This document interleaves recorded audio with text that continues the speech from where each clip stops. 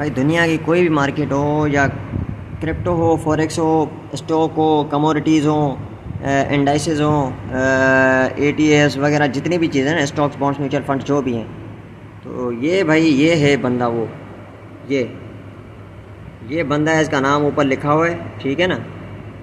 और ये पहले बैंकर था, इन्वेस्टमेंट बैंकर था, फिर ये वकील बना, फिर ये अपना आया फिर इसमें पॉलिटिक्स में। और ये देखो यहाँ से इसने ग्रेजुएट किया है प्रिंसटन यूनिवर्सिटी से।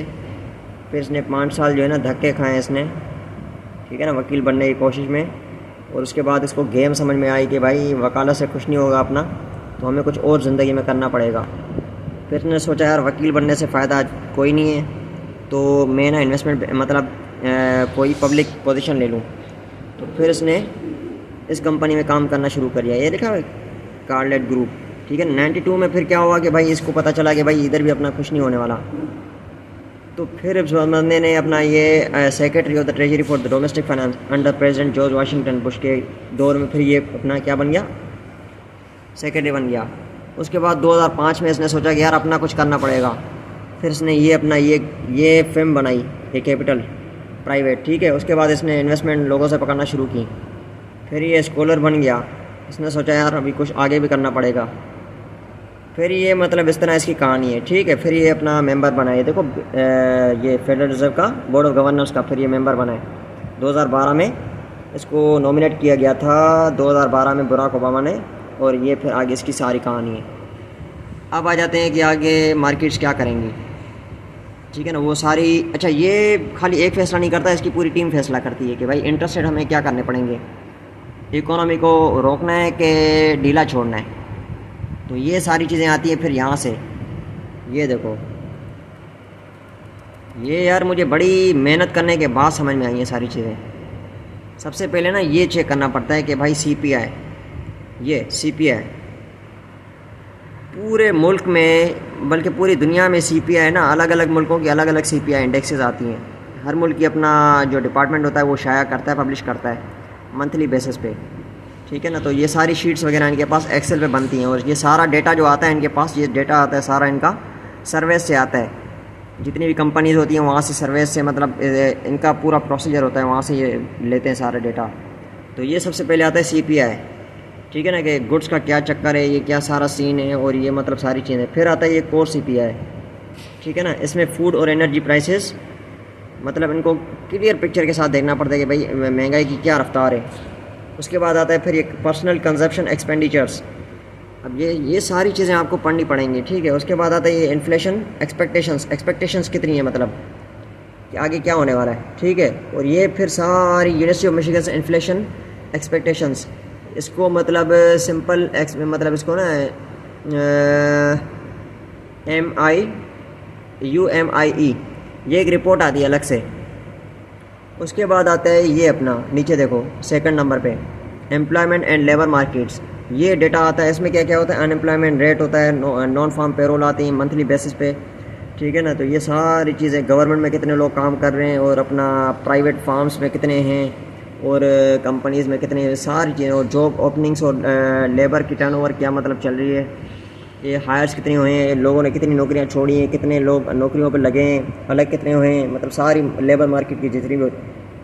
दिहाड़ी वाले जो होते हैं वेज ग्रोथ, ये उनका होता है कि भाई दिहाड़ी वाले जो लोग हैं उनका क्या चक्कर है, उनके पास मतलब महंगाई की रफ्तार से उनके ऊपर क्या प्रेशर पड़ रहा है, ठीक है। फिर आती है ये लेबर फोर्स और ये पार्टिसिपेशन रेट, ये फिर मतलब कि कितने लोग अभी काम कर रहे हैं और कितने लोग अभी काम नहीं कर रहे, मतलब जो काम ढूंढने की तलाश में लगे हुए हैं, डेली उठ के मतलब नौकरी की तलाश में लगते हैं।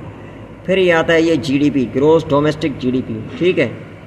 तो ये जीडीपी जो होती है ना, ये अपना क्या कहती है, Fed reviews quarterly GDP reports ऐसे overall growth of the economy strong GDP, मतलब ये सारी चीज़ें इन्फ्लेशन पे असर डालती हैं।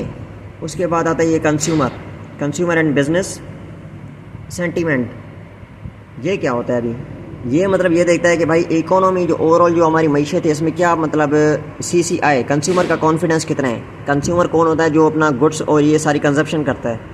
तो ये सारी इनका ये अपना सारी चीज़ें होती हैं इनकी कि भाई अगर हम लोग ज़्यादा स्पेंड करेंगे ठीक है ना। तो ज़्यादा जब स्पेंडिंग होगी तो कंपनीज़ को प्रॉफिट ज़्यादा मिलेगा, जब ज़्यादा मिलेगा तो क्या होगा, फिर महंगाई होगी। मतलब ज़्यादा महंगाई क्यों होती है, क्योंकि जब ज़्यादा स्पेंडिंग होती है, जब ज़्यादा स्पेंडिंग होती है तो फिर उसके बाद क्या करती हैं कंपनीज अपने, मतलब डिमांड ज़्यादा जब आती है तो सप्लाई जब कम होती है तो फिर क्या होता है, फिर चीज़ें महंगी होना शुरू हो जाती हैं। तो उसको फिर क्या करते हैं, ये देखो ये सारी चीज़ें यहाँ पे आती हैं। उसके बाद ये आती हैं, ये नीचे देखो, business confidence and PMI, purchasing managers index, other business sentiment indicators offer insight into business conditions, production demand. उसके बाद ये आगे चेक करो, ये चेक करना पड़ता है, ये वाला डेटा ग्लोबल इकोनॉमिक डेटा ये आता है। इस पे देखना पड़ता है कि चाइना और यूरोप, मतलब अभी सिर्फ अमेरिका का तो नहीं देखना पड़ता, लेकिन ये इतना इंपॉर्टेंट नहीं होता क्रिप्टो में। अगर USA की इकोनॉमी में अगर कोई स्टॉक मार्केट में अगर कोई इन्वेस्ट करना चाह रहा है तो फिर ये चीज़ें देखनी पड़ती हैं। अब ज़रूरी नहीं कि चाइना के तुम लोग स्टॉक एक्सचेंज में जाके किसी भी कंपनी, किसी भी सेक्टर में कंपनी में जाके नहीं, लेकिन वैसे ही ऊपर से चेक करना पड़ता है कि इसकी भी सारी शीट्स वगैरह होती हैं एक्सेल पे, तो वो भी चेक करनी पड़ती हैं। ये आता है Fed also consider international events like अभी जंगें कहाँ कौन से मुल्क में चल रही हैं, सप्लाई चेन जितनी भी ये सप्लाई चेन के मसले आते हैं, ये जो रिटेल सेक्टर होता है इसमें जो सप्लाई चेन के मसले आते हैं, या प्रोडक्शन में मतलब कहाँ पे, और ये जो हरामीपन करते हैं ना ये जो सियासतदान, कि भाई जंग छेड़ दी, ये वो सारी जियोपॉलिटिकल टेंशंस ये भी इम्पेक्ट करती हैं USA की इकोनॉमी को। ठीक है, उसके बाद आता है फाइनेंशियल मार्केट कंडीशंस। अब ये स्टॉक मार्केट का ट्रेंड्स, अब ये फेड चेक करती है कि भाई ये stock market reflection, investor confidence, broader economic, ये सारी चीज़ें चेक होती हैं। बॉन्ड्स चेक करते हैं, 10 ईयर यील्ड कट चेक होती है कि भाई शॉर्ट टर्म में जितने मतलब कर्जा दिया हुआ है और लॉन्ग टर्म का ट्रेजरी यील्ड्स होती हैं इसमें, ये सारी अपने ट्रेडिंग में पड़ी हुई हैं, ये सारी चीज़ें चेक होती हैं। उसके बाद फिर ये फ्यूचर इकोनॉमिक ग्रोथ और इंटरेस्ट रेट, फिर ये होता है credit spreads and leading conditions. अब जो प्राइवेट कॉरपोरेशंस होती है ना, प्राइवेट जितनी भी कॉरपोरेशंस होती हैं, ये होता है उनके लिए कि भाई प्राइवेट कॉरपोरेशंस में उनके भी तो बॉन्ड्स होते हैं ना प्राइवेट, सिर्फ गवर्नमेंट के बॉन्ड्स नहीं होते, तो उनकी भी सारी ये चीज़ें चेक करनी पड़ती हैं। फिर आता है बैंकिंग सेक्टर। बैंकिंग सेक्टर में इनको क्या चेक करना होता है कि भाई बैंक्स के पास जो है लिक्विडिटी कितनी है। ठीक है, ये सारी चीज़ें भी चेक होती हैं। फिर रिटेल सेक्टर, ये हाउसिंग डेटा, रिटेल। अब रिटेल में क्या क्या, जितनी भी रिटेल में कॉरपोरेशंस हैं, वालमार्ट, अमेज़ॉन, ये जितनी बड़ी बड़ी हैं, आरामको, ये मतलब जितनी भी हैं ऑनलाइन या फिज़िकल जितनी भी हैं, सारी ये चीज़ें चेक होती हैं। फिर ये फोरकास्ट करते हैं मॉडल्स। फिर ये आता है इनका फेडरल ओपन मार्केट कमेटी, ये, और ये सारी चीज़ें अदर इकोनॉमिक इंडिकेटर्स, ये ट्रेड डेटा, बिजनेस इन्वेस्टमेंट, ये सारी चीज़ें चेक करने के बाद फिर आता है फाइनली डिसीजन कि अभी क्या करना है, इकोनॉमी को गिराना है कि ऊपर उठाना है।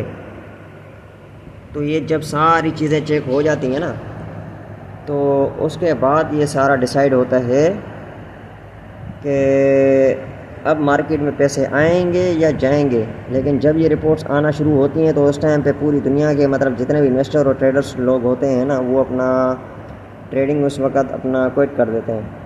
जब ये सारी चीज़ें आ जाती हैं उसके बाद ये सारा, ये तो सीखना पड़ेगा, ये इतना आसान काम तो है नहीं। और ये रिपोर्ट्स पढ़ने के लिए भी दिमाग चाहिए, नंबर गेम है, सारी नंबर गेम।